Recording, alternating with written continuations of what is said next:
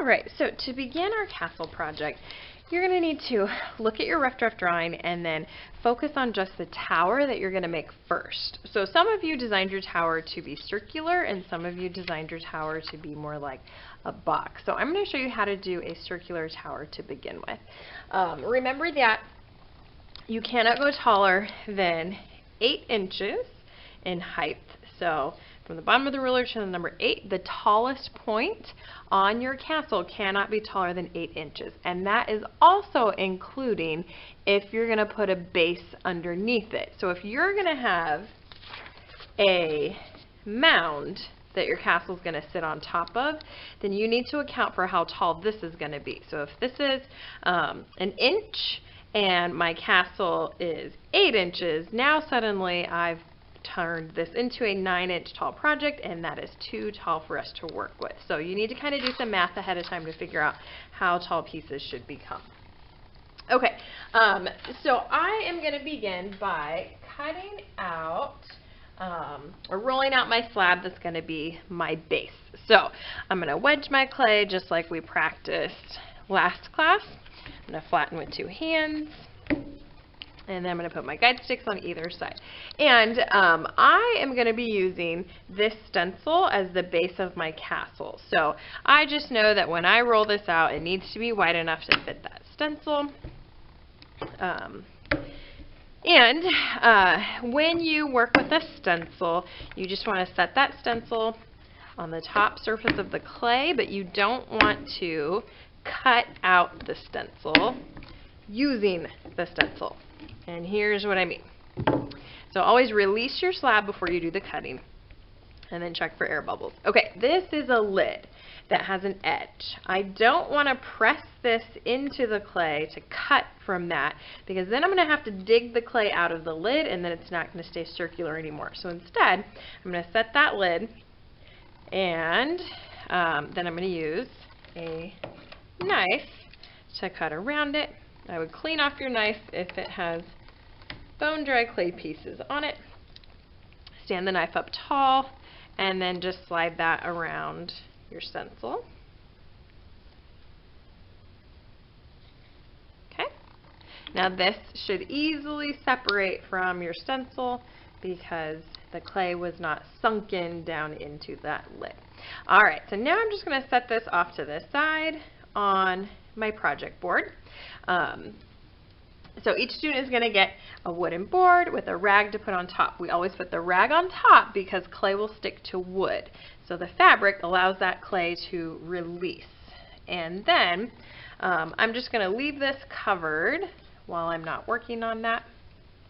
And I'm going to put this on my chair underneath my table so that I don't accidentally roll across the top or lean into the clay and then change the shape of it. Alright, so now I need to work on the wall to my castle. The height is going to be 1 slab of clay. So I like to use a paper stencil. So this is about 5 inches across, and that's how tall it's going to be. So I'm going to cut a piece of clay that's going to match this stencil, and when I stand that clay up and wrap it around my slab, it's going to have extra clay to do the score and slip, and it'll be 5 inches in height so that I can then put a roof on top of it and the mound underneath it and still stay within my 8 inches. So I need to make sure that I'm going to have enough clay to fit this paper stencil. So for me, I know that I'm going to need a little bit more clay added to that because right now that stencil is not going to fit on those scrap pieces of clay. So just get another piece of clay from your bucket, wedge those two together,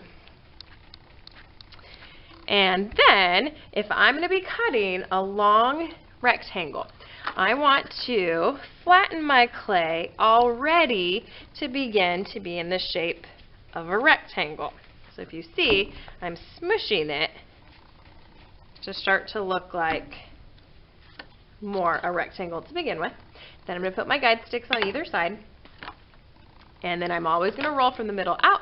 I want to get tools away from where I'm rolling, because if I leave this knife here and I try to roll over the knife, that's not going to work. So I'm going to roll from the middle out, and then the middle towards me. And I'm also kind of rolling at a diagonal so that I'm stretching the corners so that it becomes wide enough to fit my stencil, because right now the corners are not going to fit.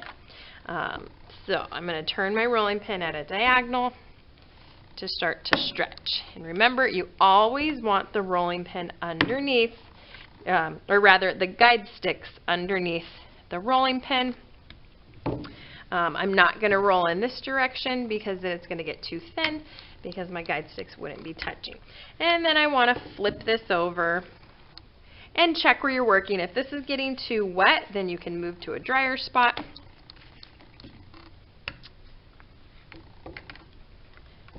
Okay.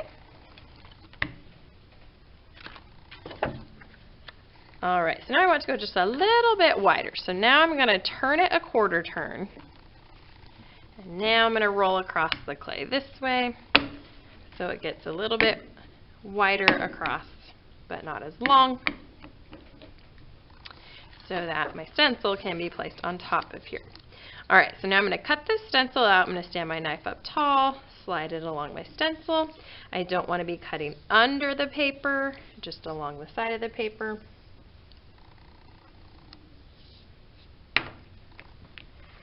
Alright, so now I'm just going to set the scrap clay off to the side. I could use that for something else. And then I'm going to show you how you can start to attach your wall pieces to your project. Alright, once you've got your wall piece cut out and you know that it's going to fit around your bottom slab, like that is enough clay, it's going to fit. I also need to make some decisions before I attach this. I know that it is so much easier to make texture on the surface of the clay while it is still flat on the table. So you need to decide, what do you want the surface of your wall to look like it's made from? And you might practice on some scraps to begin with. So you have a lot of tools in your tool bucket. You've got wooden tools, and you've got these loop tools that you can work with, and you have ink pens. All of these tools can be used for carving. You also have these needle tools. So you might play around with, how can you make texture to look like stone or wood or brick? So sometimes I just play around with these tools and start to press into the clay to see what that texture can make. I want to be careful that I'm not cutting through the clay when I do this. So maybe this texture might be an interesting texture to do along a rooftop edge if it's going to look like shingles, but it probably wouldn't be my favorite choice for a castle wall. I noticed that this is kind of like a rectangle on the end, so maybe I press that into the clay and do rows, and maybe that starts to look like brick. So that might be an option that I work with. You can always draw in the surface of the clay. An ink pen is what I prefer to do the drawing. It won't cut through the clay as deep as a needle tool. Needle tools really are just for super fine details. But if I want it to look like stone, then maybe I just draw in lots of round shapes that might be irregular, so they're not perfect circles. And then if I layer these and layer these, maybe that's how I begin to create the texture of stone. If I want it to feel like wood, then I might draw boards, or I might take my pen and just draw lines, and then maybe some vertical lines every so often to look like wood, and maybe I scratch a few vertical lines on the surface. I could draw rows and then make it look like brick, where I do vertical lines closer together. You always want to alternate, so one vertical line should not line up with the row underneath it. You want that vertical to be in between. So maybe that's something I do to create bricks. You could also use another tool to press into the clay to make a texture. So maybe you use a Lego and maybe you press the side of the Lego into the clay to start to make bricks, although I would want to do a row and then offset it. Maybe I use a short side where it's short bricks that are getting pressed into the clay. So you need to experiment on extra clay and figure out what method you like best, and then go ahead and texturize this piece before you attach it. So I'm going to do some longer bricks, and then maybe I do a row of short bricks in between. I don't know. I'm just going to press that in hard enough to get the texture. And alternate. So one brick goes in the middle of the two above it. Okay, then you also need to think about the top edge of your castle wall. Are you going to create the battlement edge where it had the stair steps, the high spots and low spots, the merlons and the crenlins? Because that is also going to be easier to cut before you try to attach. So I'm going to use my knife tool, and I'm going to be cutting those high spots and low spots to start out with.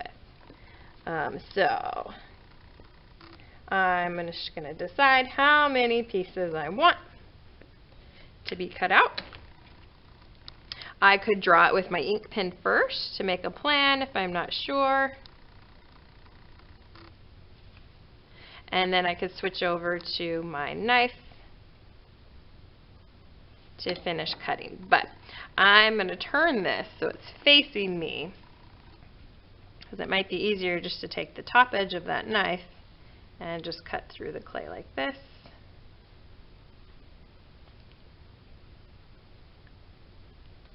And then I'll turn my knife, and I'm only going to remove every other spot.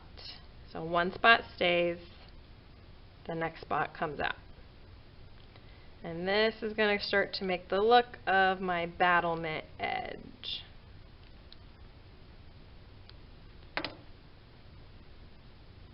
Okay, so I've got it texturized and I've got my battlement edge created. Now I'm ready to start to do some attaching where I score, slip, stick, smooth.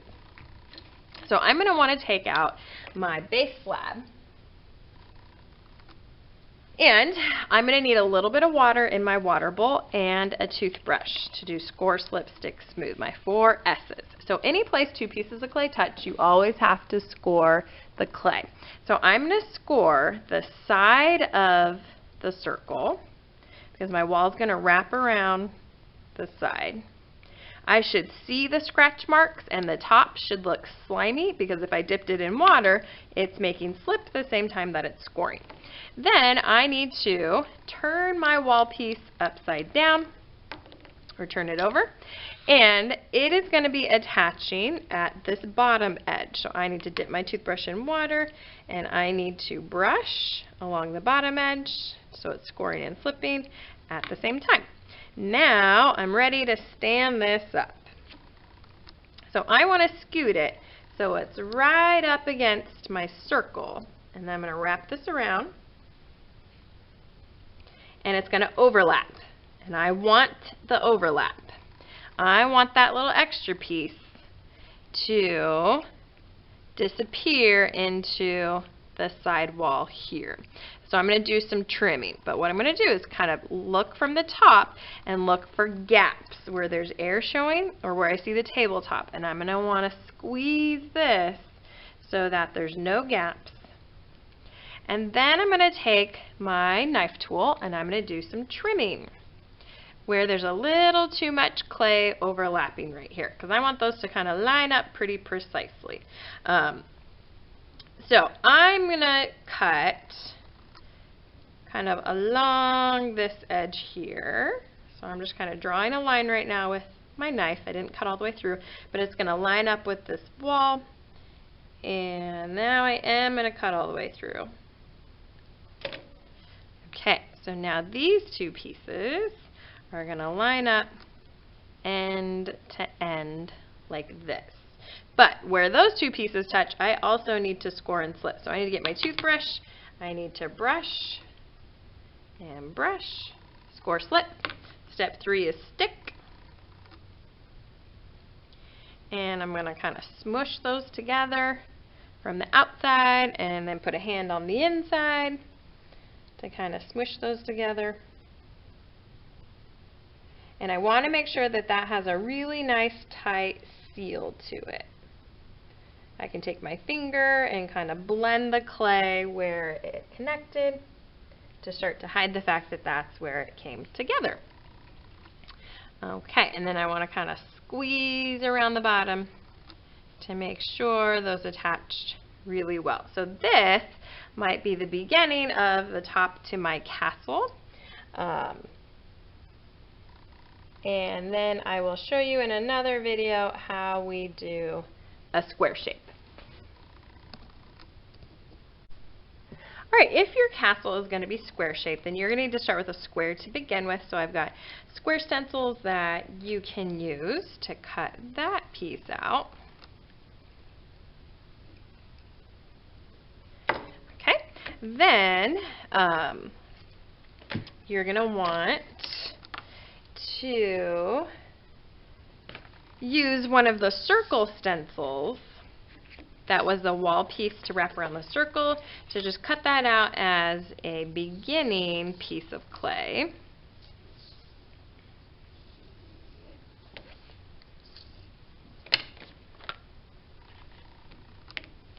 Okay, and this part of my stencil was a little short. I missed that corner there, so I'm going to move my stencil and line that up from the top and bottom edge, and I'm just going to trim this piece so that my corner is still straight. Okay, then I need to cut some wall pieces that are as wide as the wall to my rectangle. So what I can do is either use the clay or use the stencil, and I'm going to set that next to my clay, or I can put it on top of the clay, and then I'm going to take my knife tool and I'm just going to kind of lay that down and slide that along the stencil and then cut through that, because now when I stand it up tall, it's going to match that length. Okay, but when we build, actually, yeah, that's fine. So I'm going to cut a couple of those. So I'm going to set that down on top and then cut. And now this one is going to fit the other side of the wall. And we'll patch the inside corners with some clay.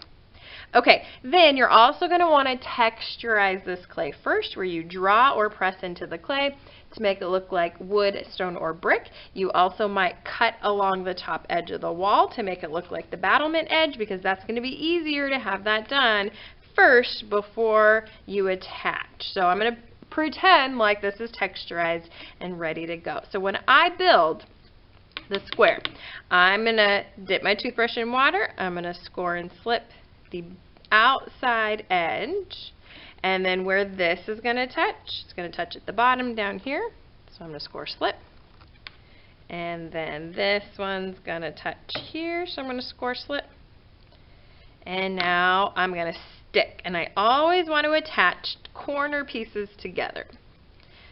So now these two corners are going to attach and they're going to hold each other up. So I also need to brush here and here, so that when I stick, now those corner walls connect and it makes that box stand up tall. And then I would need to cut 2 more pieces of clay to be my other 2 walls that I would attach on these 2 sides to finish building the rest of the box. Okay, we need to talk about how we wrap our clay up at the end of the period. So extra clay that you're not keeping, you're just gonna, if it's soft and squishy, you're gonna put it back in the bucket at your table. If it's leather hard and cracking, then it's gonna go in the leather hard bucket. That's the big gray Tupperware on the back table. All right, then to wrap up your project, you are going to be storing your clay on top of your project board. You always need to make sure your fabric is open and your clay is sitting on top of the fabric. So I am going to set my box on top of my fabric. But if you notice, this is really tall. Sometimes it's easier to tip this sideways so it's resting on a wall piece. So it's not as tall and gravity isn't taking over. But if you notice how this wall is bending, I need to put a support there to help keep that wall from bending over. So I can take an extra piece of clay and just set that clay on the inside like that to help hold this wall up vertical. And I can also set another piece of clay here if I need a support there. So my walls stay where they belong. This clay will come out next class. It's not permanent because you didn't score and slip it. It's just a way to help hold your walls up. Okay, then we need to make sure that your clay gets sprayed with water. So at your table, you have some water buckets, or sorry, some spray bottles. I'm going to spray this clay. I want to make sure that it's on a spray and not a jet stream. I'm going to spray the side of the rag. I'm going to spray the clay, and I'm going to fold that rag over the top. And I'm going to spray a little bit. Then I'm going to put that project into my plastic bag. So I'm carefully going to pick up the entire board, stick that board all the way to the bottom of my plastic bag, and then I'm just going to kind of gently push the air out and fold the extras underneath. Then I'm going to go set this on my shelf. I don't tie a knot because then when I untie it, I rip a hole in the bag. But when you look at your project, if you see holes in the top of your bag right now while it's folded under, those we do want to patch with tape so the air is not getting inside of the clay. And that is how we wrap up at the end of class. Then you need to work together with your group to clean off your clay tools, organize your bucket, raise your hand once you have scraped your table and your tools are organized so I can check to dismiss you.